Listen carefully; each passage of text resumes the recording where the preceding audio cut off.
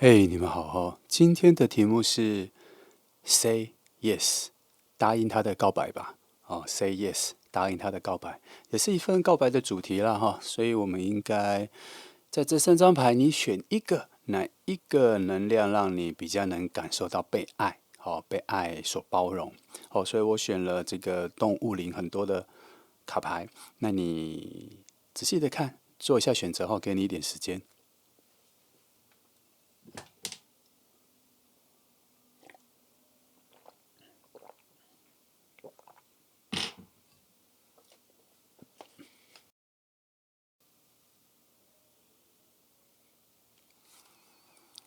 好，那选好了，我们就开始吧。好，那我们就从选择第1号牌卡的朋友开始哈。第1号牌卡来，先放好来，那我们一样哈。今天的题目是接受一份告白接受一份告白。那在我还没有发展出新的牌阵前，我们先用我们现在比较我觉得蛮擅长的一个牌阵，然后先帮你看两个趋势哈。第一个趋势是我们来看比较大的时间端哈，所以我们用第一个牌阵来看那它可以看出你们两个的关系的过去、现在、未来、前、中、后的一个大时段的趋势。好，来你有一些概念跟方向感来看一下，我们先翻出第一张金星能量金星能量在这里我所能看到的是，你们的感情应该会在某一个共同的空间、共同的环境里然后慢慢的有升华，慢慢的有进步，然后进阶到这一个人有意识到，其实你们的感情是可以再升级。所以我觉得1号牌的人应该算是已经认识熟识的人了，然后他不是突如其来的告白，他不是才见你几次面之后就决定要跟你告白，还在不了解你的状况，或是他不是第一次见面之后隔天就开始有一些想要让你知道他喜欢你，想跟你交往的一些行动。我觉得他不是，他是比较处在一个慢慢升华到比较高阶的境界的关系之后，他决定，然后在一个很有把握、很了解你的情况跟你告白。我觉得1号牌应该是这个方向哈。等一下我们翻第2组的时候，再来看看印证起来是不是这个逻辑了但我从这张牌跟我翻开来的一个直觉、一个连锁的记忆图像来说，我觉得它是一个稳定的我看到一些不错的住宅不错的房子，不错的马路，没有太多的人，然后安安静静的行走，一个人独自的行走，找到了自己喜欢的人，找到了自己觉得能安定的人可以一起在同一个区域、同一个社区这样子那种很稳定的感觉在这里有出现，所以我觉得那是一种很强的确定性。来，再来看水星能量的指引水星能量的指引有说，其实你们在每一次的见面，或是第一次的见面、初期见面刚认识的时候，其实就有还蛮不错的互相喜欢的感觉啦。可是这感觉没有那么快就确定成为爱情只是会觉得说很有好感，做朋友还不错每一次出去约会或什么，跟朋友一起出去的时候，我看到一些读书会啊、一些咖啡啊、聊天啊去看展览啊，大家朋友聚一下、吃个饭这种的时候，每一次你的感觉都还不错，不讨厌这个人但是还没有被突破到想不想跟这个人交往。可是对方，我觉得他似乎已经有这个感觉了，在第一次见面的时候就有这个感觉，这是你没有接收到了这个部分，你们没同步，但是也没有关系这可以看得出来，他是一个很沉着比较冷静的不会太唐突的人。然后他还蛮知道分寸的，他还蛮在乎两个人之间的关系的距离，这样不会就自己想要干嘛就干嘛，他还蛮在乎你的感觉跟你们两个之间的关系的感觉的程度到哪里了所以这个在这边再次确定，它是一个非常成熟的一份告白然后应该是真的到了一个他蛮确定的时刻了好，来，我们来开始把其他牌都翻出来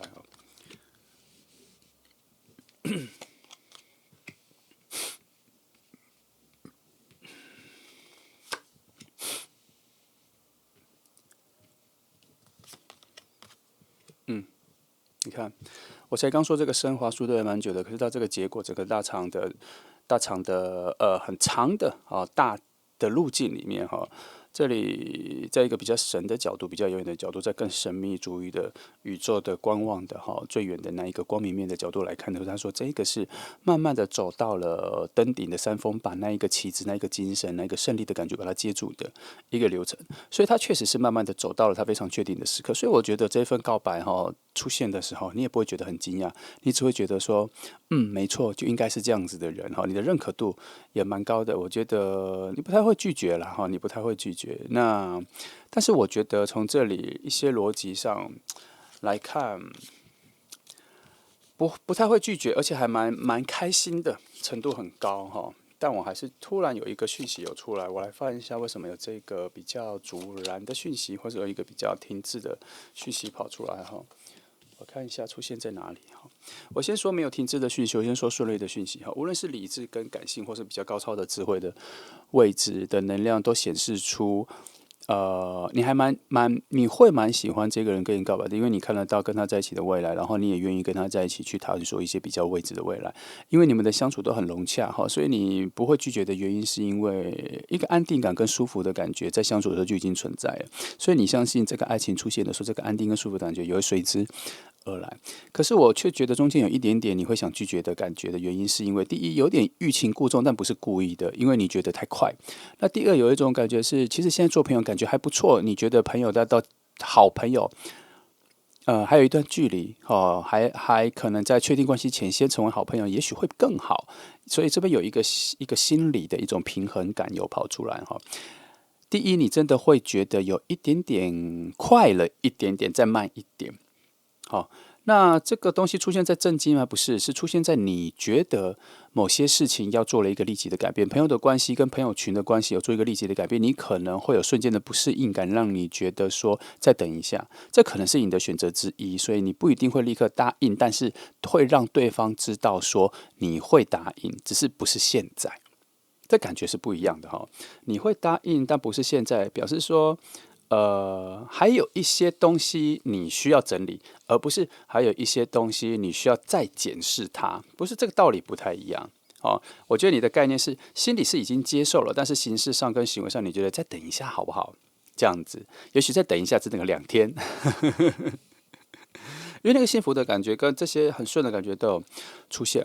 而且在他告白的时候，其实内在有一个非常好的爱的能量有出来是炙热的光的能量那一个感觉是已经蜕变了，关系其实已经在内化里面已经蜕变完，其实可以进入爱情了，就是已经非常好的原地了一些有灵性的动物的场所一些丛林里面的一种阳光普照的中午后的感觉，其实有出现。其实你可以立即答应，可是你会就那么一点点的感觉会让你不答应，可是他也不会受到伤害，也不会受到拒绝，他明白你需要在一点点时间之后再认真的答应。他明白。那其中有非常多的力量，我都觉得其实不会有什么真正很强的拒绝的能量了。因为这个整个牌是顺的，真的主老的牌是一种心境上的改变的一个小小的不适应，而且是只有小小的，没有非常大那因为像在这里塔牌出现了那个指引，可是中心核心的每次出现女祭司，我只会说你会答应，是因为你需要的是心里的平静下答应，你不想要在冲动或是惊吓中，或是有些许的意外的感觉中去答应是这样子。因为那个转变很快，你也许也明知道这个人有可能喜欢你，然后进而会跟你告白，有可能你心里有个底，或是没那么明确的底，但是这件事情有想过有感觉过，所以出现的时候没有那么惊讶。可是真正这一件事情出现的时候，还必须要从口中说出答应或是点头，那就是一个行动上的语言，所以它还是有一个过程。在这个过程里面的小小的不适应，会让你觉得说再等一下，其实你是在处理你，不是在处理他。所以这整组牌，我觉得很 OK， 牌面上都还不错那我再认真仔细看一些比较吹毛求疵的点一个比较吹毛求疵的点就是，其实你们两个是比较不一样的能量的人所以初期相处，我觉得因为从朋友慢慢前面已经有相处过了嘛，所以有很多的不同都已经契合掉，都已经磨平了所以不会有那么难相处的状况。可是本质上面的能量，我觉得不太一样。还是不太一样。所谓能量不太一样的，就是说性质不太一样了哈。比如说火能量运动，两个人喜欢的运动不同哈；风能量里面的交友方式不同，多跟少不同哈。然后土能量不同，可能居所的喜欢的品味、家具的品味，一个喜欢煮菜，一个喜欢种植植物，不同。但是这不同会绝对的不同跟排斥嘛？其实不太会，只要搭配好就了。比如说水能量哈，你们喜欢的感动的事情不一样，一个对。一种悲伤的事情，一个是无法看到老人哭，然后就会很难过；一个是无法看到小孩被欺负或是孤儿的故事，就这些东西是不一样。可是，就只是交换而已。我觉得就只是一种内容的交换，但不会有很强的排斥感。哦，好，那这是第一组哈，来，那我们接下来看一些比较细微的东西哈，来，我们最近都还是用这组牌哈。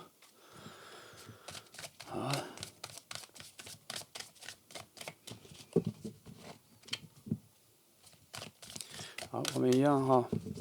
因为在这组牌看得出来说，其实你们已经认识了啦哈，所以第一张牌看你们认不认识，我觉得没什么重要哈。那先看一个东西，来，初次感受到他的告白。或是初次感受到他的喜欢，还没到告白，不管，反正就是一种初次感受到那个关系变得比较近的那个状况如何？好，再来哈，他在你身边的情况哈，来，你们中间有没有一些随机的默契会出现哈？好，其实到底是什么指引他？中间是有魅力还是什么吗？哈，好，其实最初是否有搭桥的人，还是你们中间有一些介质很重要的存在哈？它怎么来的哈？你们的关系从何而来哈？那个爱是从哪里来的哈？其实你们的关系是否有一些特别的阻碍，要看一下哈。还有一些慢慢浮现出来的重要讯息哈，在哪里？来，你们两个走的一些路径跟现况哈，该走的一个方向。好，我们这边就直接看一下哈。这里说了一样了哈。虽然有那个冲动，有那个喜欢哈，想要在一起哈，可是两个人的有点差异哈，会让你开始会有一点质疑，说会不会仅此于朋友就足够了？哦，可是还好，这边还看得出来哈，其实慢慢的，你对他的喜欢，你对他的欣赏，或对他的敬佩，他的能力各方面，会慢慢的从你的心底浮现出来。其实那些都已经有底了，只是变成爱人关系的时候，是否这个感觉都会变？这只是你在犹豫的一个部分哈。那其实你们的关系跟交往、生活、相处，其实有还蛮多的契合的，都是随机的契合的。但是这些契合都还不足以让你觉得，其实你们两个是合适的哈。但是慢慢会浮现出来了，这个地方哈。这张牌哈，金币9才会慢慢浮现出来，你为什么想跟他在一起？你为什么喜欢他？还有一些你未挖掘到你会喜欢他的点，他慢慢会浮现出来。因为你以前仰望他、看他远方看着他的那个角度不同，现在换了之后，你会去发现你喜欢他的这个点是否足以让你想要跟他在一起？因为那个喜欢会处在一种欣赏、跟敬佩、跟尊敬、跟羡慕的感觉里面，那都是喜欢的一种。可是现在的喜欢会变成说，我喜欢了，那我这个足够有资格，或是能量丰富到我可以决定我自己要不要跟他在一起呢？这些就会慢慢整理出来哈。整理出来，就会发现说，其实可以，只是那个转换。好，那我再看一些其他的事。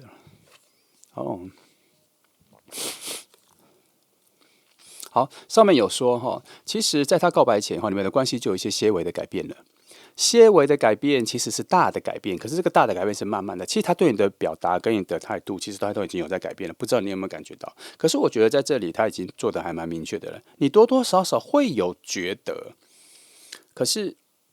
还是你无视。我觉得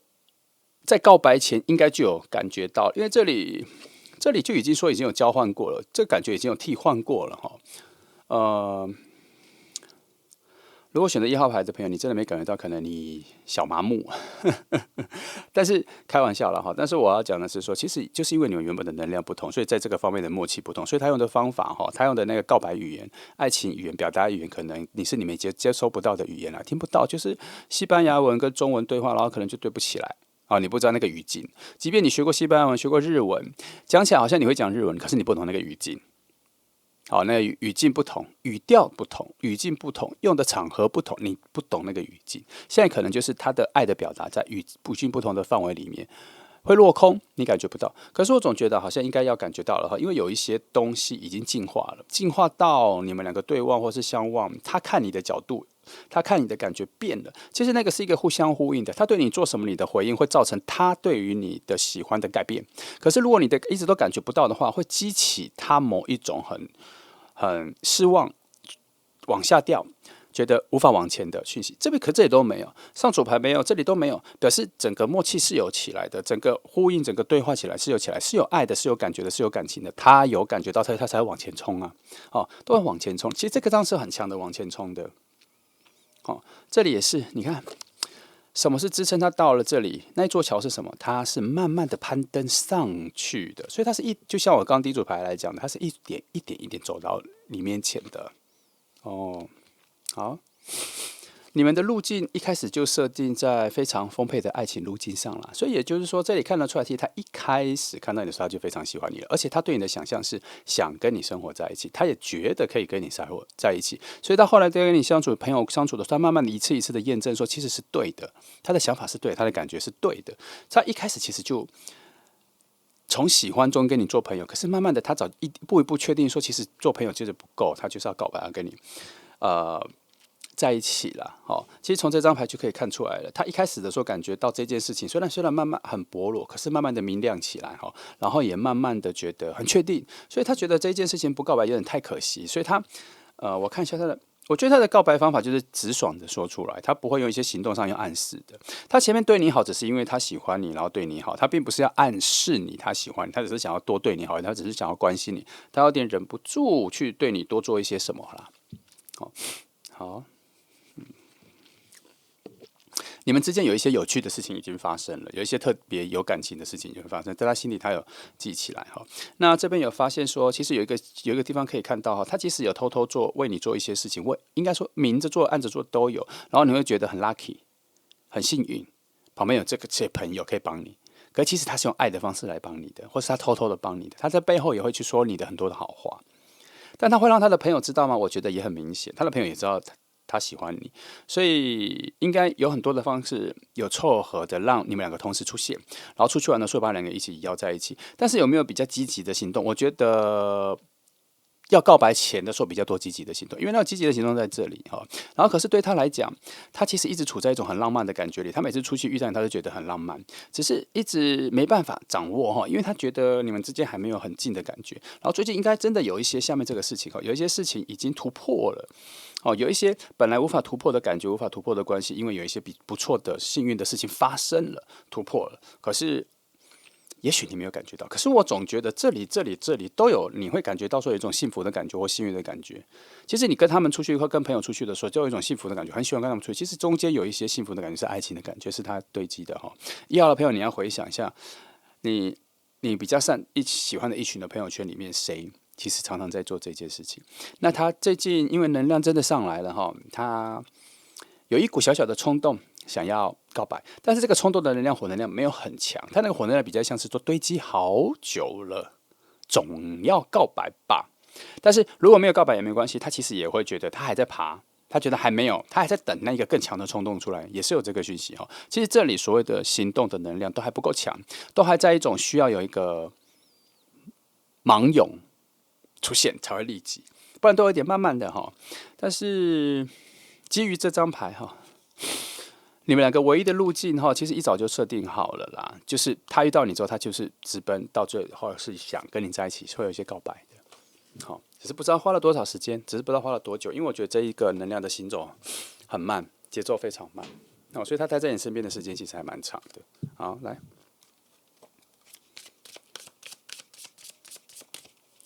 来确定一些内在定义的事情哈。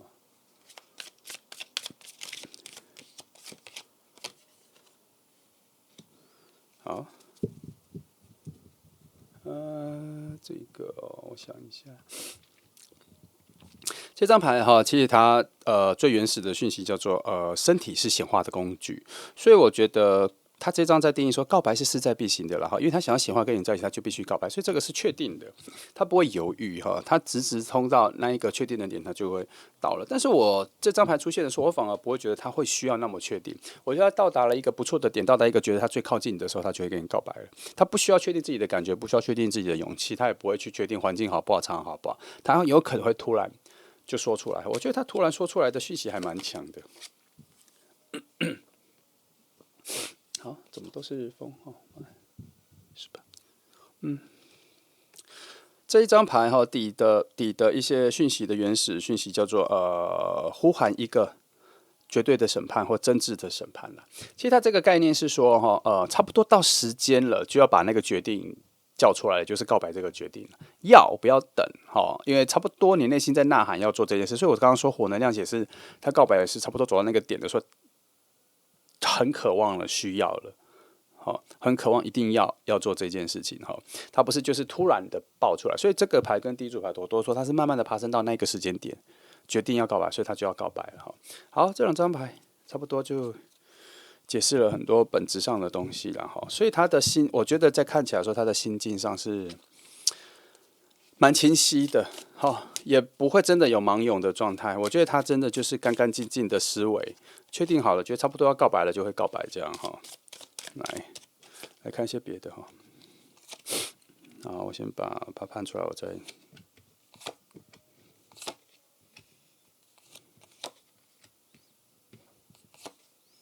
就把它看完了。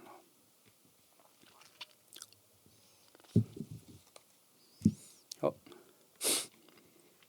你们未来生活在一起其实同步率还蛮高的，而且你们的工作还可以，因为工作有关联，可以互相帮忙未来甚至可以一起工作，可以一起创业。你们的各方面其实不会在工作上有特别的问题这里都有说。那你们两个其实在本质上是两个人是互相的贵人并没有谁是谁的贵人你们慢慢的未来生活上、工作上、互相需求上、资源上，如果真的在一起，所以你会发现说，其实你们两个可以互助，彼此还蛮多的那你看呢，在我这边设定到你们一开始认识的时候，是否在同一个路径上、同一个船上、同一个行走工具上？这边说一次这边都说一次，其实都是。那个行走的路径上、工具上的一个定义是，比如说是船，一开始就上了同一条船，然后一起往同一个方向。比如说一个火车或是这样，可是它前面有加一个字眼是爱，从这边进的。因为两个一开始在一起认识的时候，就是要前往恋爱的爱的方向行走这个很早就已经定义好了。那至于你们两个相异跟相同的一些特殊的点啦一些比较差异的部分的时候，他说其实没有什么问题，你们之间滑下去慢慢走的时候就会修正好，修正到两个是互补的状态，所以没什么问题。他从这里就可以看出来，你们真正的两个人在一起的一种浪漫跟核心是很容易相处的很融洽，生活的很融洽，所以其实你们两个交往的时候就都可以住在一起了，没有问题的一对好。然后说，这边说了他告白的那一刻，你会用一种审判的角度去看，你会用一种很理性的方式去判，这很像我们刚刚前面说的，你的那个犹豫，你的那个犹豫不会有一点点觉得我要再等一下的那个犹豫因为其实告白的时候，你不会陷入一个绝对的浪漫里面，然后就随意答应，你反而理智会跳出来，会看看自己，再看看他，再看看可能的接下来一年。你可能会这样子想，然后你就会觉得我需要冷静一下，再等一下。会，因为你的极端理智跑出来了。好，这边有说这样子来，那这边说其实你们两个有致命的吸引力，可是它显露的速度比较慢，它是慢慢的再浮出来，没有那么快虽然有在朋友的关系里面就已经有，但是你没有把它定义成爱情。上一组牌也讲过，这边又再说一次。他说这里有一个很深远的讯息，原本不想告诉你，但是还偷偷告诉你。你们后面在一起的时候，你们会越来越喜欢彼此，而且反而本来对彼此的外表没有特别的感觉，可是进入恋爱的时候就发现彼此外表其实是自己很喜欢的类型。那是因为爱的包装，其实也代表说，其实你们之前没有特别那么注意。我觉得是你不是他，他其实应该对你的外表就已经非常喜欢了，因为在这里来说，很多东西是在讲你的后知后觉啦。其实你会慢慢发现说，其实他的这个人这个样子会改变你一些喜欢的模式、爱情的模式审美的观念、审美的感觉也会改。好，那在灵魂的角度来说，我觉得你们在灵魂的世界，在灵魂的家族来说，你们是一个非常安定的两个灵魂你们有很强烈的双重的土能量哦。你们本来就是跟任何人相处都是会带给别人很舒适安全的感觉，所以你们两个灵魂在一起的时候，所以我才说你们很适合生活在一起嘛。你们会找到更和谐的生活方式，会有一种很居家的，会是非常有家的感觉。两人会配合的对方，而且会给予对方那种非常安全的有一个避风港的感觉，所以我才说你们真的很适合在一起哦。然后又在工作上的时候，你们两个又能够处理事情又很有条有理哈，所以我才说你们也可以工作在一起，不太有纷争。你们做很多事情的时候，喜欢摆脱情绪，希望有更多的冷静跟智商来去处理事情。更难的事情，不知道会不会用到智慧，这边没有提到特别多智慧的东西，但是比较多，你们会用尽你们的智商、智能去处理很多情绪的事情，然后让一切回归平静、稳定、安全、正常。好，这是你们两个特色，所以这是你们两个为什么能在一起的原因啦。好，大部分。就这样哈，再等，再差不多哦。这个人整个能量上都还不错。来，我把整个牌阵的意义重换，我帮你看一下。我帮你看一下这个人的个性啦、本质哈，看看有没有其他的讯息有哈。来，我看一下。这一个人哈，其实是很喜欢探索的，喜欢大量的生活的变化，所以他是一个很喜欢寻求新知识、他是一个资讯狂，他是一个新知识的资讯狂、资讯收集狂，所以他喜欢收集很多东西。他应该很喜欢百科全书哈，他喜欢各种类别的一种特别的东西，不一定是科学、艺术什么，他不一定有特定什么，他喜欢各种新颖他不知道的东西，他会去探索一下，他会知道整个世界大概在发生什么事情啊。然后从爱的角度、美的角度来说，其实他在恋爱上都是一直幸运值很高的。应该怎么说？因为很多人蛮喜欢他的，他本身就带有很强的人缘哦，还有桃花，他本来就是这样。他很多人一看到他就还蛮喜欢他的，因为他带给别人很多很舒适的感觉。好，那我看一下其他的哈，他是一个非常安定、安全的感觉的人，这边也说，跟他相处真的很舒适哈。然后他在某方面其实有一点极端浪漫，他常常会讲一些很浪漫的行动应该要怎么做，甚至他有可能他觉得去机场接朋友、接爱人或什么都要送花，然后生日送花，周年庆要送花。好，他觉得那个是很基本的浪漫值。好，可是对别的人来说，这是一个很满点的浪漫。所以你跟他相处的时候，其实会感受到很多浪漫的事情，不一定是惊喜，可是会发现很多小浪漫。如果你敏感的感觉到的时候，他其实在这些方面，他不是很细心，他是觉得那都是很基本的需要出现的。好，对他来讲，浪漫的东西在感情跟关系里面是很基本的。好，并不是塑造或是包装，他也不是宣扬，他就觉得就是应该要这样子。他其实内在心境是蛮美的一个人哈。然后他内在也还蛮平静的，对很多事情的处理，他都会有双向的、平衡的、绝对二元的哈。他不会独断的觉得什么事情，他如果能发现一件事情有第二种选择、第三种选择、第四种选择，他都会去好好的想一下，选出他最有感觉、他最喜欢的。好，那再来我看一下其他的点。这里，他的魅力哈，原本一开始出现的时候就已经很强了，可是他内在还有他其实他本质上里面的东西更浪漫哦，他后面才会慢慢的浮现出来了哈。那我再看要不要先去吧，然后他其实蛮为很多人付出的哈，他只要看中你，他就还蛮会付出的。所以其实他旁边为什么人缘好、桃花好，因为很容易看得到他有一种很可以依靠的感觉。其实有蛮多人是崇拜他的、尊敬他的哈，不一定是桃花好然后喜欢他。其实很多人对他的喜欢是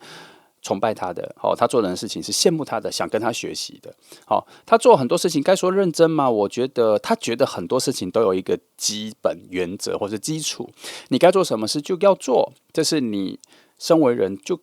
该做的，他没有觉得那个是特别需要做或是努力去做，有些东西就是很日常的，就是他把很多事情其实看得蛮淡的，他没有特别觉得什么事情要特别重要，他就是一个有很多基本原则，大家就做。但是你说他会不会要求别人？我觉得他没有，他追求的是他自己的身心里的一种柔软度跟变化度，他不会很坚硬的告诉你说，这个东西不能变，这个不能变，他其实是可以说服的。为什么？因为他其实是土能量出来的人，他其实很有原则，他喜欢规矩，可是他有很多的风能量在引导他的行动，所以他是变化很多，他其实是柔软的。因为他本身喜欢追求很多新颖的新的资讯，所以他自己的接受这个世界的变化，随时随地的变化，每时每刻的变化，他的能量很强，所以他是能够接受说服的。他希望能够找到更好的原则、更好的方法、更好的基础。哦，然后奠定它本质上的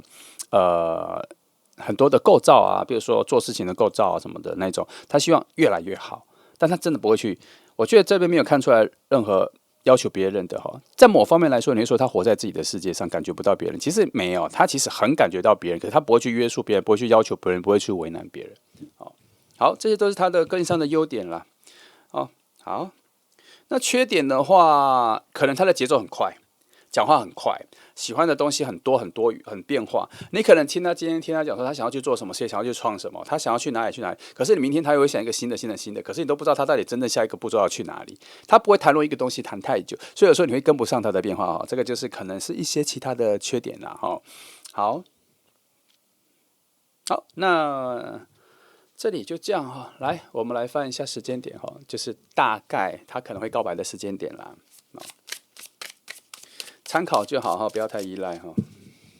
然后2个时间点就好。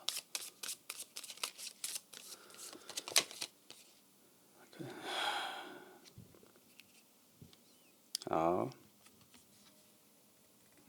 看这个时间点讲的是大概4月底哦，来，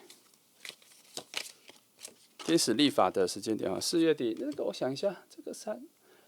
我觉得这个好像到热点哦8月底，4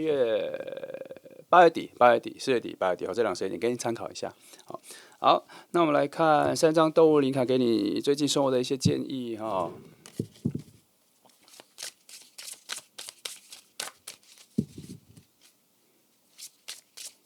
好，第一张其实是说你最近的幸运值还蛮高的哈，所以有一些跟运气有关的东西你可以去做啦，比如说去摸个彩啊，抽个奖啊，这些的。但是这些你都不做也没关系啦，你最近做很多事情都会有点顺风顺水的感觉，因为觉得最近幸运值还蛮高的啦。好，来，在这里是说，有一些你之前努力的事情哈，你可能淡忘的努力的东西，或是你明明知道你现在正在努力什么，你想要得到什么的时候，成功的时间快到了。结果快出现了哈，是好的，成功的时间快到了哈，会让你心想事成啦。所以搭配幸运值应该会有双重 buff 的感觉吧。那这些再告诉你说这些事情都结束了，你最近有一些忙碌的感觉在进行，结束的时候记得要去净化一下自己的心灵，要去冷静一下，要离开人群，要离开噪音，让自己重新充电或重开机一下哈。这边有说，其实现在开始你就需要有一种心灵重新净化的。其实重新净化的概念就是说，如果你不懂身心灵这些，你没有冥想的情况，没有关系。它其实就是说，希望你能够远离很多的声音，朋友的声音、其他人的声音、太多对谈的声音，让自己心静下来。静下来，最近是一个很重要的课题哈。他可能应该要交换一些新的视野。你心没静下来，有一些好的视野。最近要出现在你眼前，你可能会看不到。好，那就这样哈。这是1号牌的朋友，那我们一起乐观的期待吧哈。谢谢你来听，我祝福你们。好，接下来是选择2号牌的朋友哈，这是2号牌哈，来。那我们一样哈，今天的题目是接受一份告白哦。那我们来看一下第2组牌的一个状况看它的发展是这个人是你熟悉的吗？还是各种整个情境哈？我们来看一下可能的哈，过去、现在、未来的一个状况哈，看它取的是哪一个段落，然后又是哪一个层次里的哈。来，我们先把金星能量先翻出来哈。好你们是很难得的相遇耶。你们是很难得的相遇之外，你们还是因为有自己的理想，让你们走到同一个路径里，然后相遇了哈。我们讲一个譬如，就是说，可能2个人都想要去念艺术，所以2个人都进了艺术学院，说不定也不同学校，可是因为艺术的关系，然后做连接。那也有可能是进了同一个学校，然后成为同学，然后再认识，然后再做连接，或是去做艺术的工作，或是做设计的工作，2个都有一个同样的抱负，想做到什么程度，然后就让你们在比较不同的区域相遇哦。所以这个可以套用到很多，然后比如去说念医学院啊，或什么的哈。然后你们2个这个路径，在很早以前就因为相同的路径。然后走到差不多的位置哈，从一些梦想啊什么的哈，然后让你们往这个方向前进了。好，那你们的相遇比较像是说，终于在你努力了很久之后，在一个很好的一个奖赏，算是一份礼物。这是一份能量的礼物了哈。我的意思说，不是说在爱情上能努力很久，而是说在这个生命里，在这个生存里哈，在这个世界里，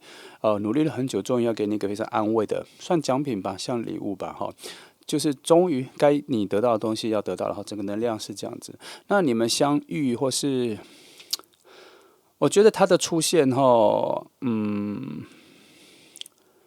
到进入告白这段时间会很快。我不觉得他是以一个完全陌生人的状态。我觉得在他的角度，跟我感觉到他的角度来说，他很早就已经知道你是谁了，也许很早就已经认识你了，然后都不熟。然后他告白的时候，已经是整个爱情故事的中场了，要进入后半段了。所以其实他有可能已经观望你很久，遥望你很久，喜欢你很久，可是一直都没有让你感觉到他的心意。但他也没有很接近到让你变成他跟他是个好朋友。我觉得这个距离感是有的，因为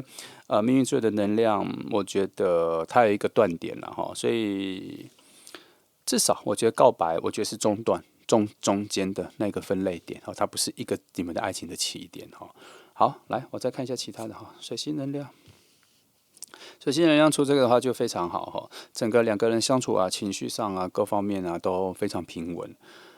然后已经协调过，即便你们后来认识，或是现在其实是来自不同的背景、不同的个性、不同的属性、不同的星座星盘都一样了。那个融洽度不好都没有关系。我觉得你们两个之间的那个能量、宇宙能量的各方面其实都已经融洽的集合好了。尤其在情绪啊、对话上，然后两个人的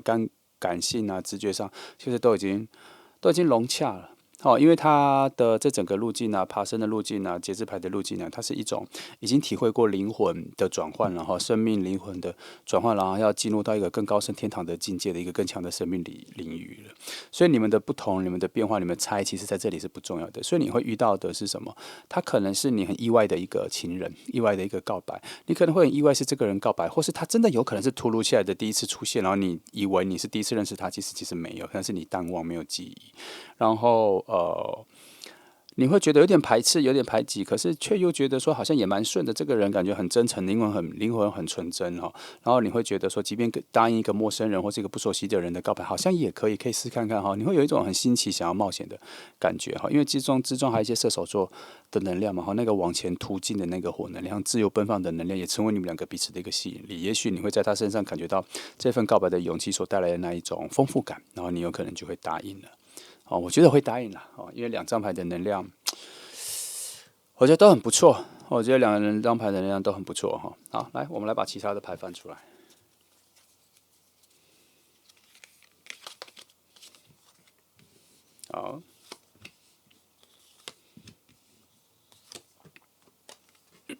好，告白的情况很棒哦，告白的情况很棒。但我觉得告白之前有可能一个先在更深度的认识的一个过程，所以他不会在一出现的时候，以一种你的角度是一个全新的人出现的时候就立刻告白。我觉得他不会，我觉得他有一些东西，因为这张牌有一种你们第一次见面、第一次讲话的那一种快乐感。然后我觉得他的目的不是为了他要确定你什么样，他是让你确定他的好。这边确实有，我觉得他是在让你确定他的好让你确定说跟他在一起，或是跟你告白可以看得到未来，然后他可以给你很多你想要的东西。不是真的物品我是说你想要的世界、爱情的观点、各方面爱情的价值观，各方面他都有然后你会慢慢的发现说，他的灵魂你很喜欢，而且他的灵魂对你来讲是一种加分的，可以引导你的。他甚至如果不是成为恋人的话，他也可以成为你的灵魂导师。以朋友的方式的话，他可以开拓你很多东西他实际上是一个很有智慧的人，还有一个很强的自我的主张他的人的魅力都是慢慢的显化出来的，不会在第一时间就跑出来。然后一些理智比较强的理智的能量上的话，他其实有点顽固他其实有一些原则他还蛮坚持的，所以最好不要跟他辩论，最好不要跟他吵架。你会发现说他其实有一些非常强而有力的智慧正在支撑他，他其实是一个心里很明白的人，很明白世界、很明白东西的人他其实是脑袋非常清晰的人，他也会把他不明白的事情的前中后的答案，他不明白他会去追究那个答案。他是这样，这方面确实有一些固执，主要是因为他内在的热情还蛮强烈的啦。那他是真的有非常高智慧的人因为女知识牌落在高智慧的位置，那他不会偏执，他不会有不太强的偏见，他喜欢事情有一种平衡感，他喜欢事情有对照组。然后，所以你跟他就算吵架什么的话，如果你提出的东西是合理的，他其实会听，他是耳朵很开的，然后他会把事情听得很清楚，他不会只管讲自己的话，不听别人的东西也不能说他心胸很开阔或什么，没有，他就是一个比较开放性的人哈，比较柔软的人哈，不会拘泥一些小东西、小事情的人哈。好，那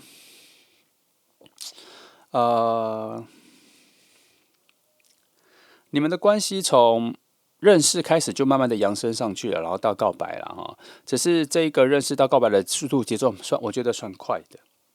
哦，主要是因为一开始金星能量是用命运之轮嘛，哈，水星能量是用节制牌。其实节制牌很多时候我把它看成射手座的能量，那个节奏都非常非常快哈。所以你在跟他认识的时候，你一开始的时候，你会发现说，其实他为什么了解你很多，主要是因为我刚刚讲的，其实他在你附近遥望你的时间很长，所以他其实一直在你的生活附近，可他一直没有打入你的圈子里啦。哦，那你们之间有一个差距感，有一种天使与恶魔的差距感，可是之间还是有爱，因为你们还是同一种属性嘛，哈。恶魔天使坠落之后成为的恶魔嘛，所以你本身还是同一个属性，只是样子。世界是不同的，所以在灵魂的角度上，我觉得你们是差不多的灵魂哈。等下我们先翻灵魂的角度，看一下你们两个灵魂的契合度跟狮子爱某哪一个区块某一个象限是不是很类似？我觉得有这个直觉，好像还蛮类似的，希望有对到。那如果要硬挑一些缺陷的话，我觉得有的时候他在吹毛求疵了啦，对事情的答案理性、合理性各方面，他还蛮吹毛求疵的。好，这个东西你只要把它当成是你的武器，好。需要吵架的时候叫他去吵哈，需要叫他去主持公道的时候叫他去主持就好。他还蛮擅长这件事情哈。可是，在感情上面的时候，有的时候会有点太执着哦。其实方法很简单啦，就把他想说的东西让他讲完就好了，听完就好了，不需要去跟他争执辩论，你就听完就好了。因为他是一个蛮开阔的人嘛，所以他变化性不会一直坚持到那么久。如果他最后听到还是一些比较合理的方式跟内容的话，他会自我改变哈，不需要从你嘴巴说出来哈。也许你想要试着去跟他讲，那你就去讲吧。可是他内在消化的速度比较慢，他也许后来会改变，但他也不会跟你说。可是这样子会增加出一种无端的对谈、无端的纷争，这样也没必要，因为他本来就会发现真正的答案是什么，只要等待他就好了哈。而且有的时候，我认为他在表达情感上面的时候，有时候太心直口快了哈。表达爱啊，表达善啊，表达对恶的不满啊，他有点太心直口快，他节奏很快，我觉得他节奏是蛮快的。所以在这份告白的话，我觉得他会突然感觉一来的时候就直接告白了，他会这样，在很接近你的时候怎么？可是现在来讲，我觉得他不在你的朋友圈里，他还在外围。他现在我觉得是有一个特别的事情让你们两个很接近。他不会是自己找机会慢慢的爬进你的生活圈里，不会哈，会有特别的事情。来，我们来看下面的。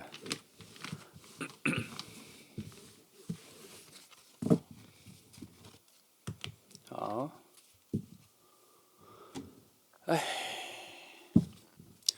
来看一下这组牌哈。我刚刚说要先翻灵魂的距离的东西嘛哈，卡住了。好，等我一下哈。好，没关系。来，我先翻第一张最重要的哈。来，灵魂家族的情况。哦。你们是两个闭锁的灵魂哈，是不相干的灵魂，我觉得也不在同一个象限里哈。然后你们两个都是比较关心自己的世界，所以你们来自两个完全不同世界的灵魂哈，而且你们关注的点、关注的事情也不太一样。但你们两个都有一个同样的缺点，就是蛮固执自己的想法，蛮固执自己的方向，蛮固执自己的选择哈。算好的说，算是很有原则。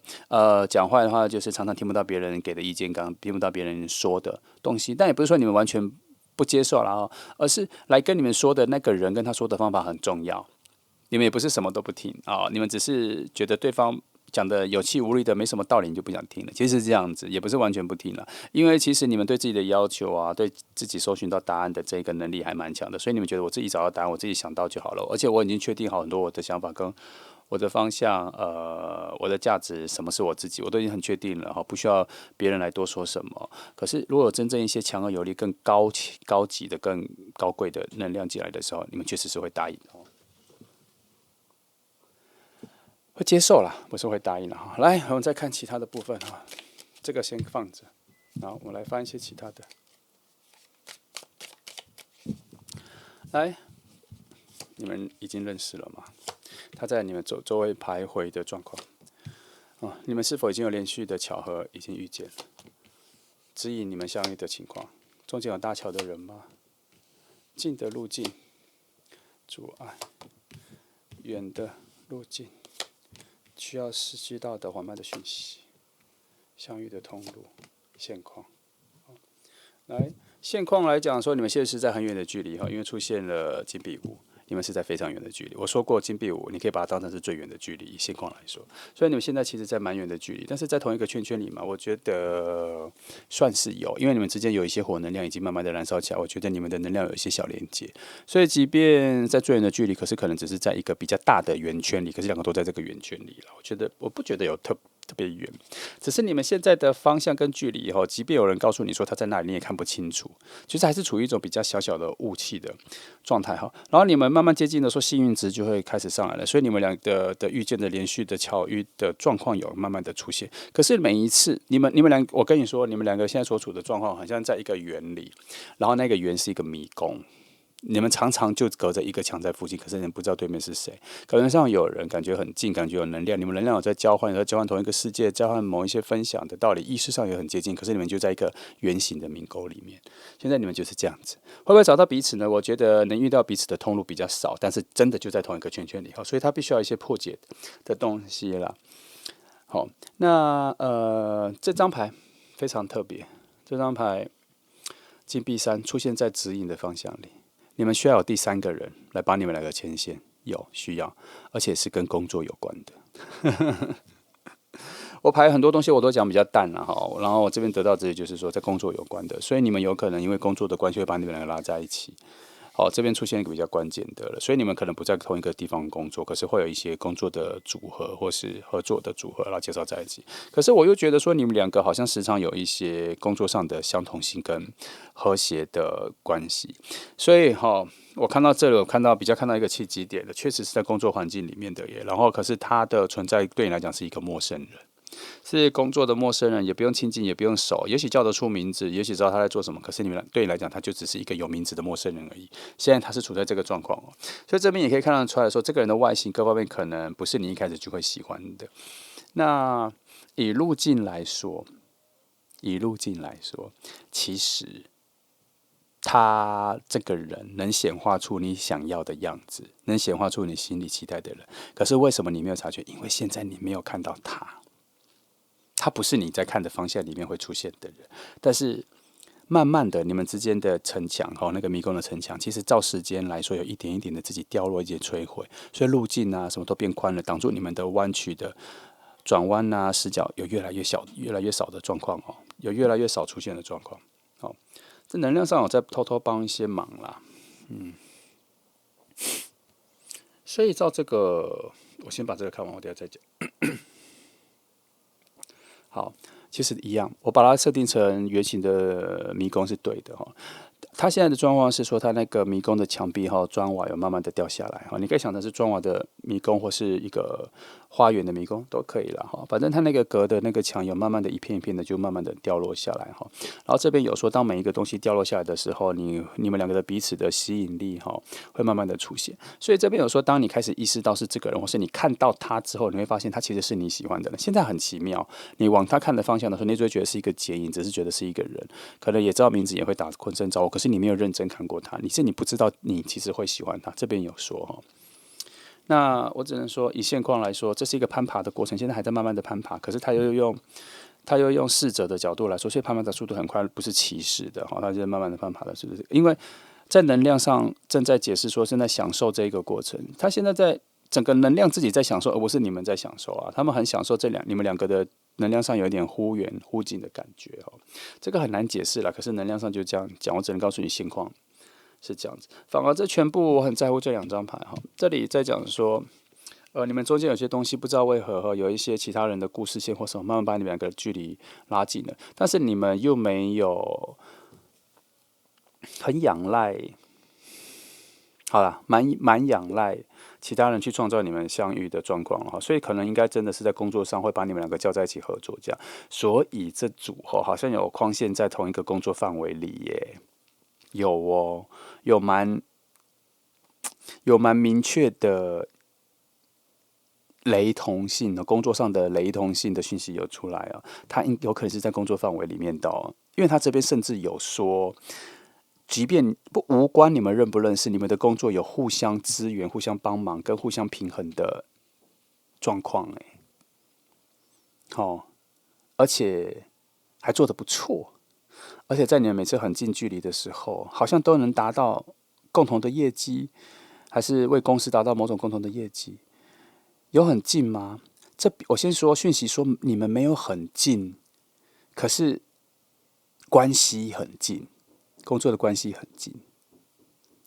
有一点点像是可能一个电玩公司吧，一个是工程师，一个是美编这样子。有的时候美编美术做完东西的时候，其实丢给工程师，工程师自己要去写程式。可是很多时候其实是要那个美术去跟工程师讲说大概的样子是什么，要去解释，工程师才会做嘛，可是你们俩的关系是中间这一段断了，你们两个有一些连接跟有一些需要资源的方法，可是你们两个的对话其实没有出现，可是你们两个在工作上却有一种很强的协力状况有出现，所以你可以把它套到别种工作啦，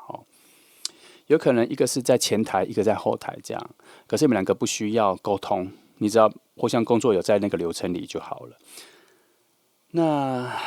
因为毕竟这张牌已经定义你们是最远的距离嘛，可是你们两个相处的幸运者慢慢的提升了哈，所以我觉得慢慢的接近有一个其他人或是一个事件把你们叫在一起的状况，有慢慢的接近。好，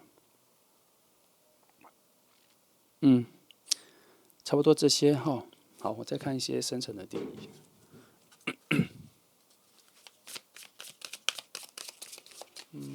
我翻一下哈，我把这个牌面的深度把它翻出来。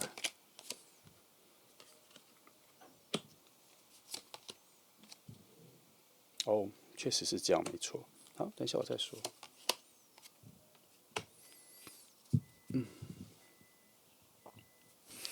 这边说哈，他这边在做一个提醒呢哈，他说，我先说这张牌的核心在说什么了哈。他的意思说，你要获得某种神迹，获得某种神迹不是去寻找神，重点在于相信有神，不是去寻找神去找到神迹，而是相信有神，神迹就会显化给你。概念是这样，所以这边要说的是，你要相信这份爱情是要慢慢的出现的，它那个力道才会出现。这跟我们跟宇宙下订单差不多的概念，然后你那个意识没有出现，你就没有办法成为那个意识。差不多是概念，这边又再做一次提醒所以他可能在暗示说，这份相信有点薄弱啦。有点薄弱，那意思就不会出来了。你没有想要得到某种东西，为何别人要给你天空掉下来的礼物呢？有时候是这样有时候你得到天空掉下来的礼物的时候，你要非常疑惑，为什么是我接住？其实是这样，不要太兴奋，要疑惑为什么是我接住。现在的世界的概念意识上的概念已经换了，你没有那个意识，你为什么要获得那个东西？你要把这个问题提出来。所以你要得到的东西，你就要有那个意识。来，这组在说你们的相遇是预定的啦，这份告白也是预定的啦。可是中间说你们核心的定义是在一份救赎，不知道是你救赎他还是他救赎你。可是他这一组两个相遇的能量里面有一个特别的定义是救赎，可能是爱情上的救赎、心理上的救赎，还是用一种幸福去救赎彼此，我不知道。可是这里有定义说你们的相遇是有啦，已经预定好的，只是不是走上什么幸福和谐这样，它是一种救赎，可是它也是一个幸福，它也是一份幸福因为它是一阵馈赠啊，这边有说，可是至少这张牌的底下的是说，是定好的遇见，定好的遇见，定好的相识，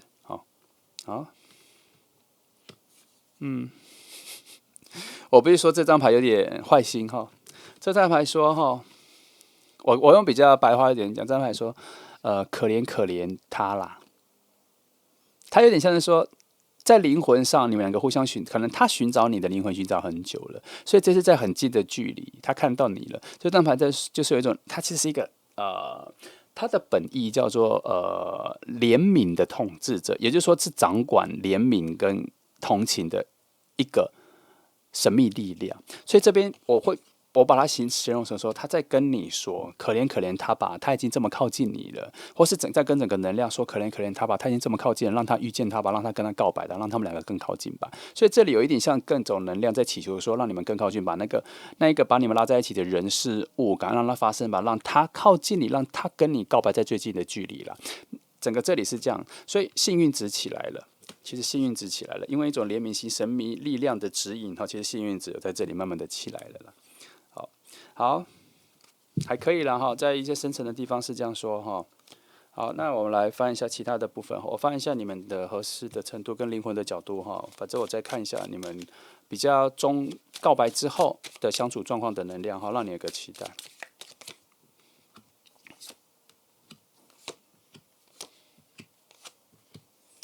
好，其实他告白之后，你们的相处状况就还不错诶，你还蛮喜欢他的性格各方面的，还蛮充满爱的哈。然后你开始认识他之后，你会发现其实是很有可能性的，你们其实可以相处的，对未来的展望啊或什么，你真的认识他这个人，你觉得这个人可以走得比较远哦，而且对生活啊未来想去的地方有方向感，而且还有一些图像哈会出现，你不会觉得这是短暂的，你会觉得说这个人似乎真的可以建立起感情哈。然后你们不同的点会互补，相同的点会增进你们往未来进行的速度哈。其实蛮多部分都还蛮契合的，我觉得没什么问题哈。然后只是这边有一个小小的缺点哈，你们在一起之后对未来的想象有点太多了，想去的地方有点太多了，想走的路有点太多了，要整合一下，不要乱走，不要那个，好找到彼此的共同点哈。可是终归一句就是，其实你们两个在一起之后就很容易看到未来的展望哈，知道彼此是有未来的，这感觉还蛮明确的啦。但是记得不要为了想要去什么地方旅行而吵架不要为了两个要去一起做什么事业，然后选择不出来要吵架也不要后来真的工作发现你们是工作在一起的，发现还蛮近的对工作上的事情未来的发展该怎么样的走到吵架不值得啦。可是这个部分有在提醒说，你们很容易为了所谓的未来的东西吵架，或是不同意见，我必须说是不同意见。这边有个小小的提醒这本来没有要破解的，可是他这边是做一个小小的提醒，这是必然会发生的，因为这就是你们能量的发展嘛。你们两个能量一相撞之后，就会有一种往未来飞行、冲刺、加速的感觉会出现。这正念的方向是代表说，你们很确定两个人是有未来的。可是比较差的是，可是那未来是什么？彼此想要的未来是什么？你要的、他要的是一样的吗？虽然感觉上两个人是可以成为一种很好的旅伴、陪伴，可是你们两个走进那一个旅行的时候，两个人的旅行方式一样吗？概念一样吗？生存概念一样吗？享受世界一样吗？能看到的美景一样吗？感受世界的不同文化的感受一样吗？这个就慢慢的磨合出来就好了哈。它在一个很美好的里面，发现其实里面有一些小瑕疵，就这样，没有很强，可是会有。我觉得不会造成太大的问题，可是会有。好，我觉得差不多就这样了。我觉得讯息不多，可是有一些比较明确的，然后比如工作上的，然后距离上这样子哈。然后他其实离告白还有一段时间，我觉得他没有那么近，因为他现在还没有出现在你的最近的距离，他其实还没有切入点，他还没有成为你的朋友，他还没有成为你眼前很明确的人哈。这一段有点距离，可是你要再等一下哈。好，那我把牌之后换一下定义，我重看一下这个人的性格哈。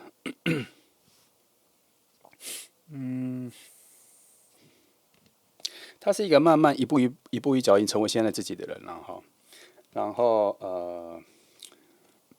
他是一个很有活力的人，他其实内在是一个很有活力的，但他不太会展现出来其实他对整个世界生命力很渴望，所以他很喜欢运动，他喜欢看运动，不一定会自己喜欢运动，他喜欢看到运动员那种激情的样子，他很羡慕，他喜欢那种很充满活力的东西然后他在工作上其实是大家很依赖的人所以他在工作上面有一些很强的能力，大家都很依赖所以大家也还蛮喜欢他的。然后他的情绪内在对世界的感受力很强而且他是一个有梦想、有目标就会努力去达成的人而且达成率很高。然后他有一个小缺陷他在爱情上比较不容易表达，他对表达爱情的能力比较差，能量不能说不够，而是他比较不会掌握到用怎么去表达情感或者表达情绪。他不像很多人可以具体化的表达，他不像艺术家这样任何事情都还能够具体化的实践出来变成一个作品，他没有，他这方面很弱，他不太能够整理自己的心情的一个表达，但他知道他的心情长什么样子，他不知道怎么用言语表达的很具体，可是他自己其实是很清晰的然后在这边有一些修饰，也像跟我们是，还是一样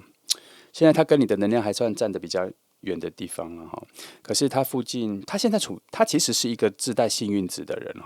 他有时候每次要选择要去挑战一些难的事情的时候，他以为那是很难的，比如说我刚刚讲的小梦想、小目标，他会去达成嘛他以为他很努力达成，其实不是，他其实幸运值很高。他每次要做什么事情的时候，旁边都会有很多好的能量、好的事情、好的人会帮助他，他自己不知道了然后他每次遇到困难的时候，他都会极端冷静的慢慢解决，他不会是一个遇到难的事情的时候就情绪化的人哈，所以他真的很适合你跟他一起旅行，跟去对未来有一些展望，他都会冷静的思考或面对任何的问题哈，所以交代他事情或解决的能力都蛮强的。好，再到这边是好。他的爱哈比较偏向博爱，他喜欢整个世界哈，他对世界都非常有感觉。哦，所以他可能对世界的议题啊，哈，一些动物的议题啊，生命的议题啊，哈，难民的议题，他都很有感觉，因为他的爱是看得很遥远的，他不太会拘泥于一些小情小爱啊，因为他觉得那个小情小爱的一般凡人或所有人都能够很容易就解决了，不需要拘泥在哪里，应该要去向往一些更大的东西哦。那他有一个小缺点，他未来想做的事情有点太多，他有点难以选择哈，所以他必须要靠自己的能力去慢慢的选择。他其实他想做的事情有很多，什么是一二三四，顺序是在哪里哈，重量在哪里，重点在哪里，什么是比较靠近他的这些哈，他必须要先理解出来哈，靠近的事情先做。好，大致上他的个性各方面是这样哈。来，我们来看一下时间点。就是我觉得这一组他告白的时间点，我觉得没那么重要。我觉得比较像是说他出现在你眼前，在你附近，让你有意识到是这个人的时间点在哪。我觉得我比较希望看到的是他很靠近你的时间点哈，因为他其实很靠近你之后，他告白的时间也不远了。我来给你2个时间点。好，我这里说蛮久了，这已经说到圣诞节的时间了哈。我觉得这太远了。我再另外翻2张牌哈，先一张来替代这张。这个说的，我想一下哈，这个3月中、3月初都有哈，期待一下哈，他那这样子还蛮近的哈。来第2张，这里说的到4月底，4月底哦，差不多了哈，就这个循环里这个范围里，你再期待一下，看来他真的差不多要出现在你附近了。好，来我们来看一下3张动物灵卡哈。来给你一些现在生活上的一些建议啦哈，指引。这里说最近有些小目标，有些小目标，差不多快点石成金了，再努力一下，再拼一下，剩下后段的冲刺，差不多。你最近有一些事情想完成的，差不多快到了，但是需要你再冲刺一下，已经到末端了哈，差一些能量。这个让我体会一下。因为他讲都疗愈，然后可是有太阳牌能量，我觉得最近我有点在思考，是你需要被疗愈，还是你有能力疗愈别人？反正不知道。最近你附近有一个疗愈的主题很强哈，可能是你会去化解别人的问题的朋友的问题，会成为别人的精神导师或者智慧的金句的创造者这样子哈，你可能会帮助别人。可是相反的，也可能你最近如果是处在一个低谷的话，你还蛮需要有智慧的人给你一些建言的哈，然后你们彼此能疗愈。现在你被疗愈或是疗愈别人的能量都很强，所以如果你想要去帮助你的朋友，想要去陪你的朋友，朋友有些低谷，或是你就无聊想去跟朋友聊聊的话，就去跟他聊聊，你们好像能够互相帮忙哈。那心灵上，如果你想要自我疗愈的话，就先安安静静的休息一下，你会发现说你的内在的一种精神力、活力、恢复力还蛮强的。好，这里哈。我觉得这里跟这里差不多，这里也在说有一些事情努力的话，差不多要成功了哈。然后这边只是说再冲刺一下，这边说差不多快成功了，好，快达到了哈，就一些小目标，有的话了哈，差不多那个收获跟幸运点要来了。好，那差不多哈，这就是2号牌的朋友哈，那你期待一下哈。其实他现在真的在很远的距离，可是以时间走来说，差不多快闯入你的生活里了，那你再期待一下。好，那就这样哈，那谢谢你们来听哦，祝福你。好，接下来我们来看选择3号牌的朋友哈，那今天的题目是接受一份告白哈，接受一份告白。来，我们先看一下整个大趋势方向的牌组哈，就是来看一下一个比较长时间的，然后这个你们都很熟悉了哈。我们来看一下整个你们的相遇的过去、现在、未来的一个整个趋势的状况。那大部分可能会比较拘泥了哈，因为我的能量或是我的意志比较拘泥在你们的关系上面哈。你看很久就知道我很在乎你们的。关系的能量的结合哈，毕竟这是神秘主义嘛哈。好，来，我们来先把金星能量翻出来哈。好，这边告诉你说，其实他还蛮符合你心里所期待的人。你心里如果现在有比较具体的想要显化的爱情的样貌，或是爱情的模式，这个人能给你。他还蛮符合你的期待的，他不会有太多的意外惊喜各方面然后这一个心里所期待的那个能量、那个方向、那个具体的样子，是你以前的经验各方面的累积出现的，然后释放的能量、风水火土的能量的经验所累积出来的一种你比较明确的爱情的方向了。那必须要做一个提醒如果选择3号牌的朋友，你发现你其实是盲目的，你现在没有很具体的方向，你可以认真想一下，从一些你喜欢看的影集、韩剧、各方面日剧都可以啦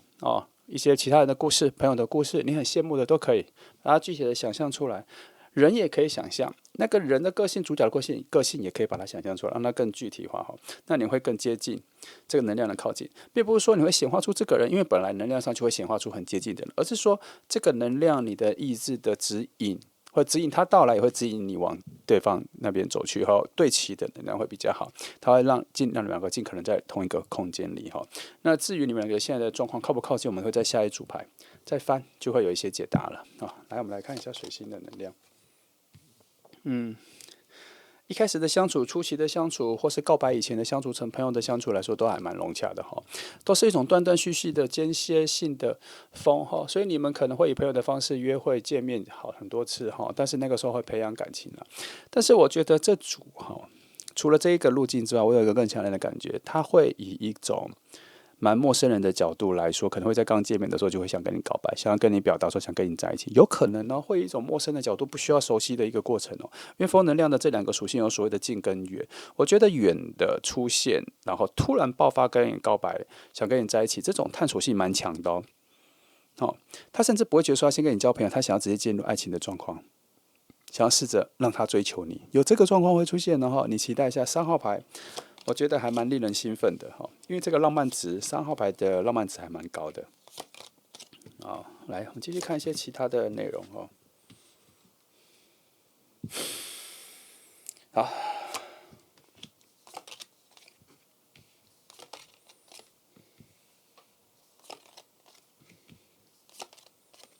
来看一下有2扇门为你们打开，可是前面的门，一个是后面的人。前面的门是你们两个现在要遇见、要接近这个通往两个相遇的门有出现。再来一个门是当你们两个在一起相处，不论是朋友或是爱人的时候，后面有一个往新的世界发展的门，也在为你们打开只是节奏很慢。节奏很慢，我只能说这一组的节奏还蛮慢的。可是你两个相处之后，好像一直有一些意外的惊喜，还有一些不错的宝藏在后面准备要拿来给你们。还有一件事很特别你们两个相处，你会发现说，除了个性上合，我觉得个性上有没有合适不算，反而是你们心灵上有一个很强的默契，你们会一直处在很有默契的状态，因为你们灵魂相似度似乎很高，你们是一种能够互相协力帮忙的两个灵魂的相遇我在看这是不是？而且你们还蛮在乎内在的，尤其是智慧的方面，好像不是不关乎笨不笨而是在乎对于智慧的理解，神秘世界的理解，神秘世界的想象，这件事情还蛮在乎的那如果要从火星能量来说的话，你们的缺点共同，有点没什么活力。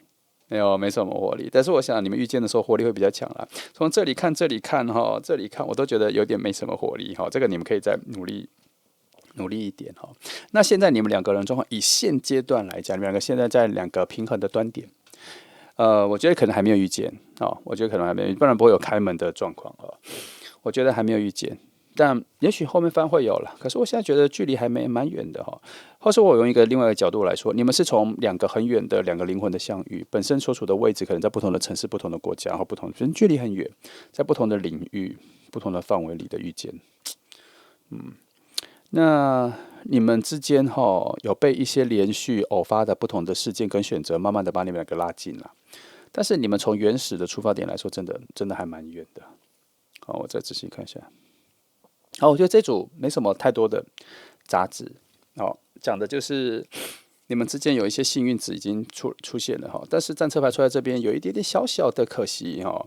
就是说，除了远之外，你们两个相遇的时间爬升的还蛮久的。就是说从两个能量出现哈，可能在很遥望的角度哈，在海的两岸有互相遥望有看到，可是要爬到彼此对面的时候，那一艘船一直迟迟不来。来了的时候坐上去的时候，船的行进方式还很慢哈，整个到相遇、相见、认识的节奏很慢。但是不代表说从今天开始才开始走很慢，没有可能已经走很久了，然后最近才可能要相见，也有可能是这个状况哦哈。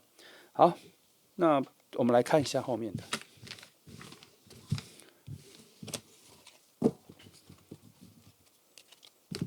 好，哎，一样哈，用这组牌来翻。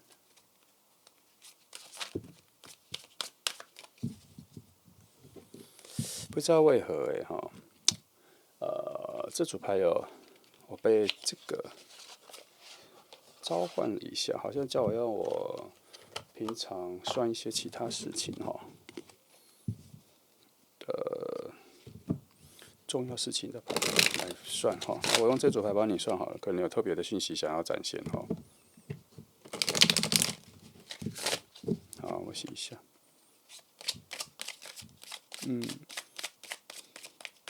不知道是不是有什么特别的事情哈？来，再等我一下。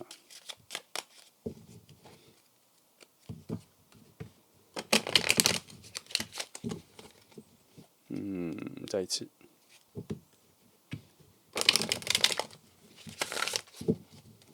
好，那差不多了哈。来，你们遇见了吗？附近能量的环绕哈，连续巧合的状况哈，深海底的阻碍、指引星、通道、近的路径、远的路径哈。好，火的能量、水的能量、直通的、天堂的能量，这里好。来，我看这几张牌哈。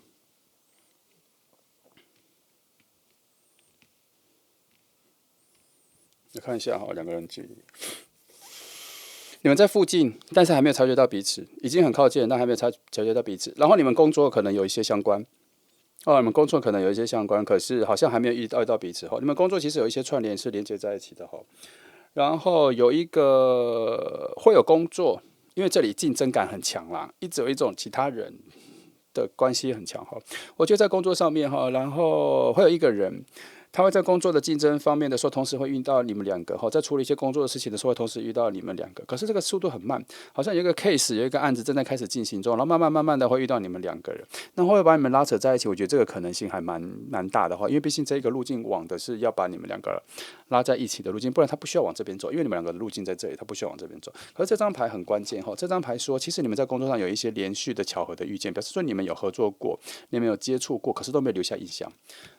可是这里哈。命运之轮在你的附近环绕哈，其实你们两个现在已经处在一个最近的距离，然后因为这个幸运子已经出现了，已经在整个能量的后半场了。就是说，整个若是你两个相遇，你们的爱情故事在告白前是一个章节的话，已经走到这个章节已经阅读到一半了，是要到后面，所以相遇的距离，我觉得不远了哈。可是从这里来说哈，不论走任何路径哈，都有一些小小的阻碍，都被很多事情干扰哈，其他人的事情、情感上的事情、家人的事情，其他的有一些阻碍的情绪上的事情，都做到一个干扰哈。你们会在，我觉得你们两个常常在很近的距离以后，都因为自己的情绪低落，或是自己的事情、家人的事情、朋友的事情，让你们没办法感受到附近有一个爱情的能量在一起。而且你们同时都这样子的时候，就不会感觉到彼此的魅力、彼此的能量有所连接。所以你们常常在最近的距离就错过彼此，尤其是灵魂的距离都错过了哈。这组牌我不能说它不够好，我只是觉得说这组牌一直处在一种混沌的状态，还有人的混沌状态或什么。可是这个地方不错哈，你们两个是走在有一种要遇见有爱的路径，其实你们是有走在爱的路径上，这两个都有在爱的路径上。第一，节奏变慢了；第二，这个爱被打散了，很混乱了，分心了。你们两个其实，在最靠近的时候，看到彼此了，认真看到彼此了，对话了，互动了，私下的对话有谈论到爱情了，谈论到自己的个性的时候，其实你们两个人能够触发爱情的机会很高。可是你们旁边有太多其他的杂事了，让你们两个人的角色在彼此生活里面有点像 NPC 的角色，无关重要。只是工作上的认识什么的，没有认真看到彼此，也没有认真的体会到，或是察觉到，或听到彼此心灵的声音。现在这是你们两个人的状况哦，有点小可惜，因为你们的距离真的还蛮近的哈。来，我再翻一下其他的牌哈。好，应该会有一些聚会会让你们认识哈，家庭的聚会有别人的家庭聚会，有公司的聚会有哈，或是一些私下朋友员工约出去的私下聚会也有。所以如果说你现在任何有些朋友的约会的聚会跟工作没有关系的，但是可以跟同事一起出去的，尽量去。他现在有一种很温馨的家的感觉，大家聊天跟工作没有关系的哈，他讨论自己家里的事情、自己私事的环境的场合，你们两个会遇见，但是还是一样跟第一组牌一样，你们会是一个陌生人的关系的遇见。虽然感觉上工作关系上有连接，可是这个连接不让你们确定彼此是谁。甚至连名字都记不住，我觉得这能量非常低哦。这里很乱，这里很乱，路径上都没有那个情绪上是成为你们两个相遇的阻碍，所以你们常常在跟别人谈论自己的事情，他也是在跟别人谈论自己的事情，所以两个一直都没有两个对话的时候，两个人在谈论彼此的事情。可是这边有一个共通的结合点，就是你们两个在感情上、心情上、心境上有很类似的东西，所以只要两个一对话之后，发现说你们两个关心的事情一样，痛苦的事情一样，悲伤的感觉一样，向往的事情一样，差不多，灵魂的距离其实是很近的。好，这里就这样，我觉得就先锁在这里哈。我来翻一下其他更深的定义怎么说哈。我觉得这组的，因为我用这组牌翻了，所以节奏非常快，讯息非常快哈。来，所以要寻找更多的讯息，我可能要翻更多的牌。我把这里我在乎的东西都先翻一下。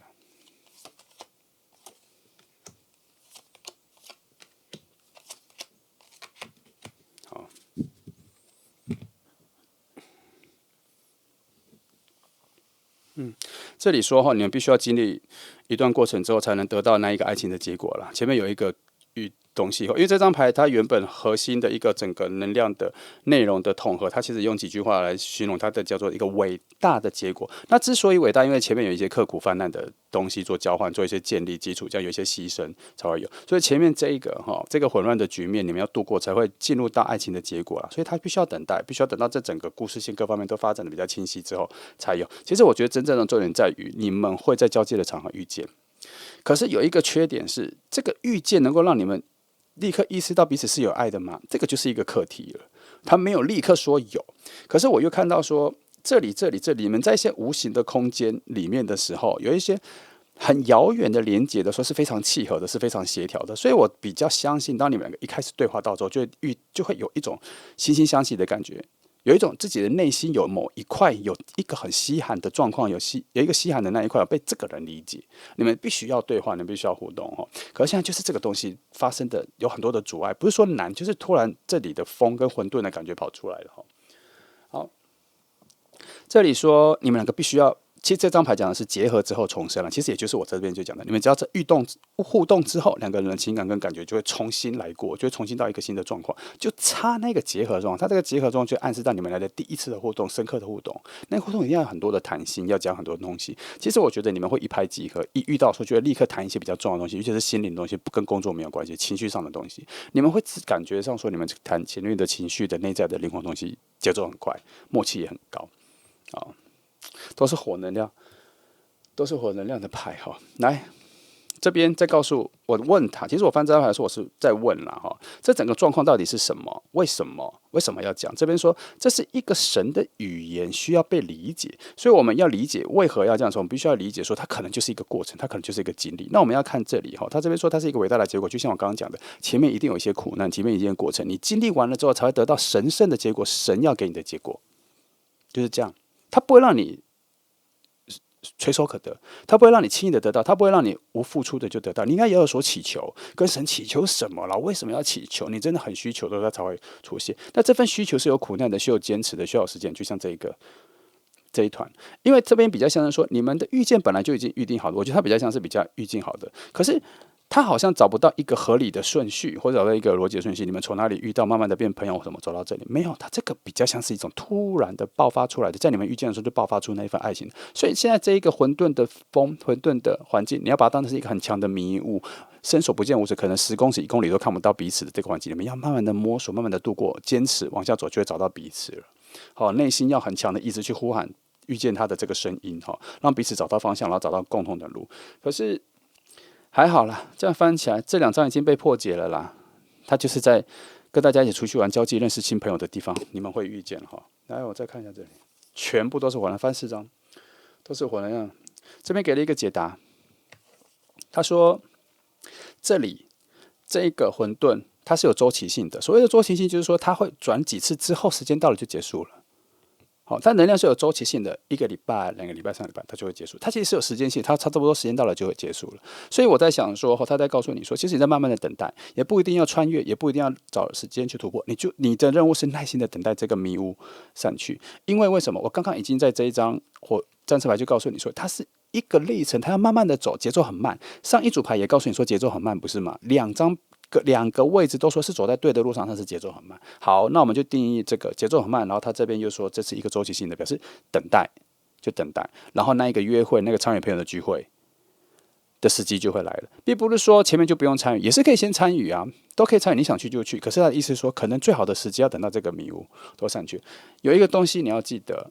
你们在彼此附近非常近的位置环绕，只是每一次在附近环绕的时候都会错过，因为那个时候彼此专注的课题是不一样的。好，那这边宝剑师已经说了，你们看不到彼此，心是冷的，心是静的，不是说你们对人的心是静的，对什么事情是，而是对彼此的能量的感受，在近距离的感受是冷的。所以说，我觉得他这边讲说，在这个迷雾上去前，即使你们在非常靠近的距离，就算去参加朋友的聚会什么，里面还是不会对到话，因为就是没有那个能量做连接。有一些时间是拖慢的，是要慢慢进行的才会有了。主要是你们现在附近有太多的杂讯了，不一定是你们的旁边附近朋友的杂讯也很多，有很多朋友要找你聊天处理他的事情，或是很多朋友找你去帮忙，或者朋友让你去哪里，然后两个就常常在这种很多杂讯要去承担旁边附近很多人的坏情绪、负能量的状况里，两个都有，所以就变成很难感受到彼此这个连接不清晰。现在是这个，好，那这边大概找到一个解答，那就等了哈，等一下，等待一下就可以了哈。这一组虽然说是一份告白啦，而且这边有定义说，只要两个一接触之后，就很有可能在第一时间认识的时候就直接进入交往哦，因为你们会非常有高度的心理默契哦，所以前面才会有这个阻碍，所以必须要再等待一下它出现。通常就这一组通常出现的时候，大概就要进入爱情，节奏非常快，会明确的感觉到很明显的一些爱情的主动。好，来我看一下后面，我们来看一下深一点的你们灵魂的部分哈，因为这边一直说。其实你们只要遇见的时候，灵魂契合度都还蛮高的。我们来看一下这里契合度到底到什么程度。哦，很好。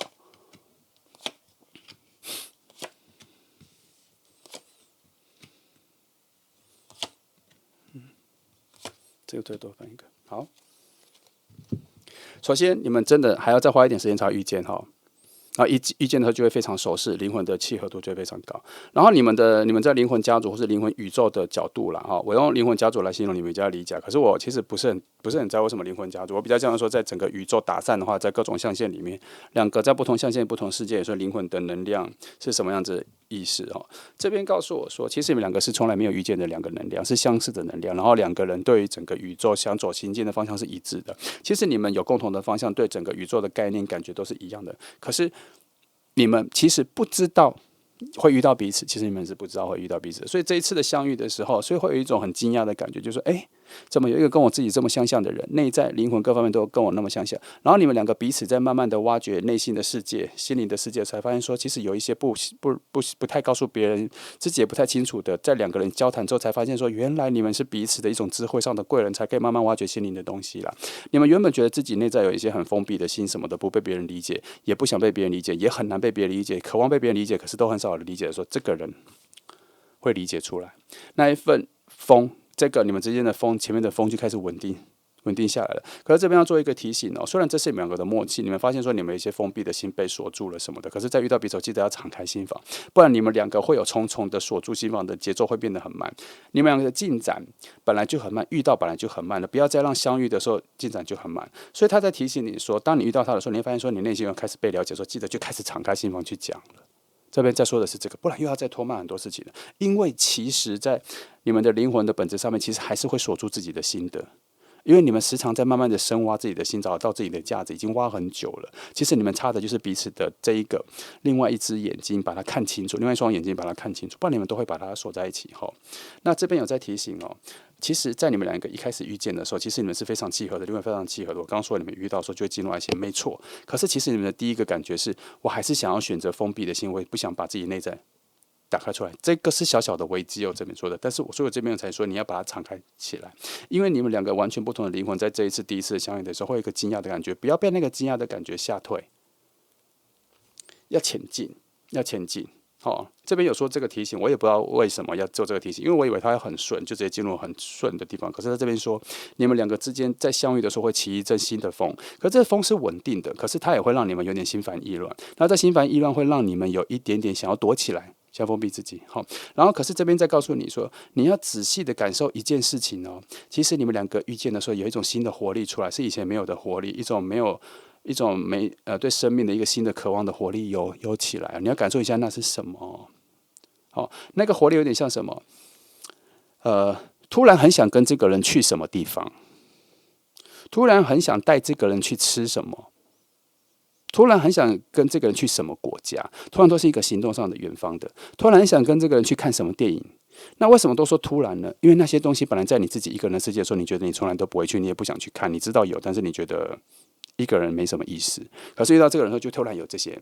新的想法，那个就是一个小小的新的活力出来。然后再大的活力就是说，可能像这就觉得说，可能要一些比较大的计划，未来可以一起做什么就比较大。可是现在出现的是两个在一起的时候，一个比较小的活力。记得要很敏感的感觉到这个东西存在，这个人就是在你眼前的这个人。好，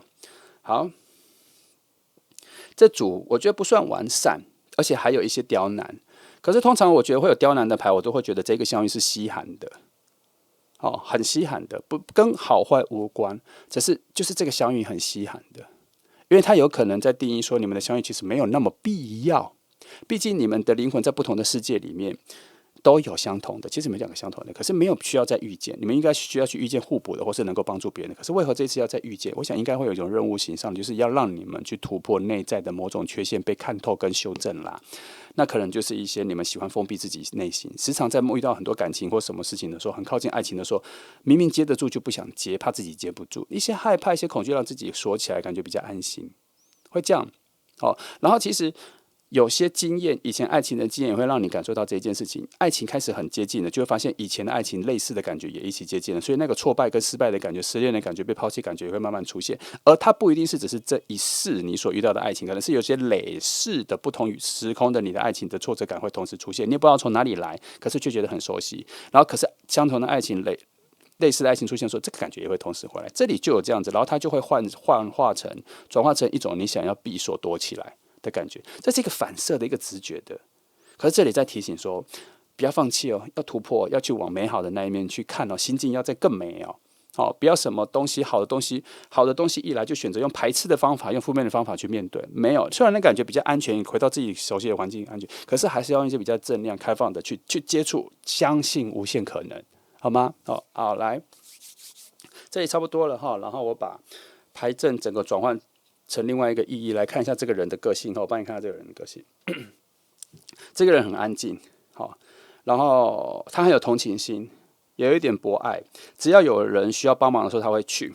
他其实有点忍不住要去帮助别人。他很同情各种比较弱小的事情，所以他会常常去做义工、做服务。宗教的内在也很强烈。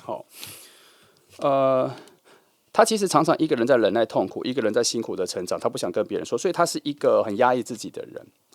各种方式都很压抑，情绪、情感上也很压抑，工作上也很压抑。所以你会看到他，你看到他的时候，可能他工作上有些成就，他有些技能很让人仰慕什么，可是他其实经历很多痛苦，他都不想让别人知道。他宁愿别人误会，以为他就是天赋异禀，就是什么做都很简单。其实他其实很辛苦的努力来，他不想去彰显这一件事情。然后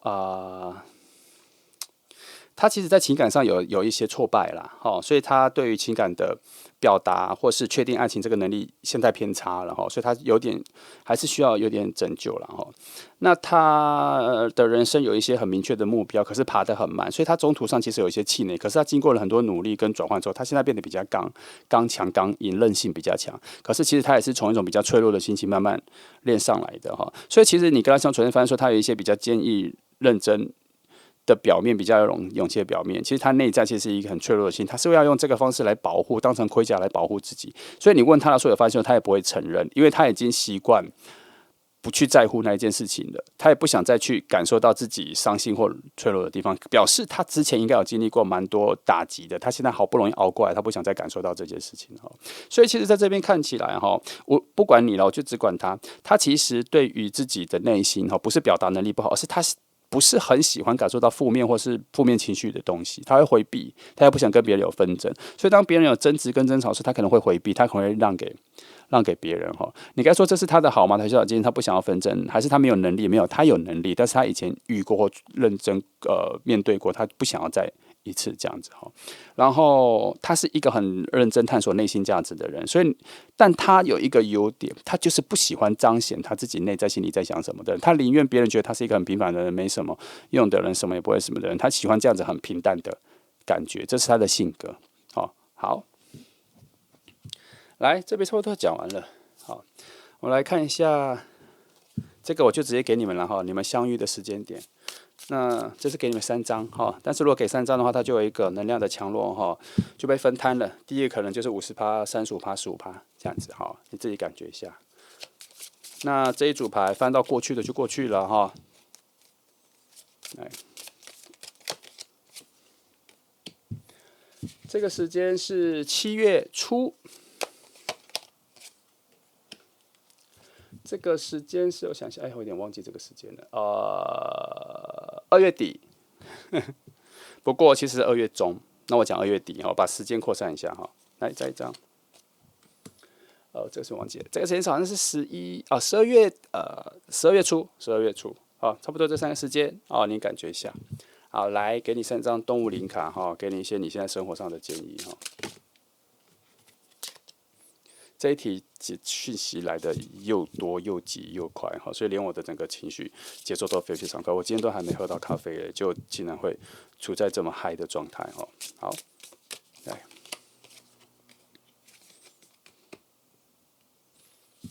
好，这里要给的一个建议就是说，最近如果你想回避一些事情，就回避吧哈。最近你如果不想面对一些事情，就不面对吧，就逃避吧哈。对现在你的身心来讲比较健康哈。有时候牌面就是这样，他没有要你那么乐观，他之后就叫你积极的回避，没关系，就逃避就好了，没关系哈。那这里在说其实这2张才是对立的这里说积极的回避，这里是说其实你有能力可以克服，看你要不要而已。所以这是2选1哈。你有能力克服就去面对，你能克服。这里说如果你不想，你就回避，就这样来。这里有什么？这组牌我思索一下吧。这里说，无论是这一件事情跟这件事情，其实你内在有一个非常坚韧的力量，看你要不要相信，或是看你要不要运用了。所以这当然是搭配的啦。这一题就是一个选择权。最近如果有事情面对的话，想逃避就逃避，想面对就面对，反正你都有能力解决这件事情。回避也是一种解决，面对也是一种解决。你想解决就去解决的能力，你回避，你有一些非常扎实的心，让你回避，不会觉得有罪恶感，都可以。好。那这个是这3张牌的意思哈。好，差不多了哈。那3号牌比较辛苦，但是我觉得很值得，因为你可能要遇到一个能够理解你内心非常深的人，很值得去期待他出现哈。好，那就这样哈，谢谢你们来听祝福你们。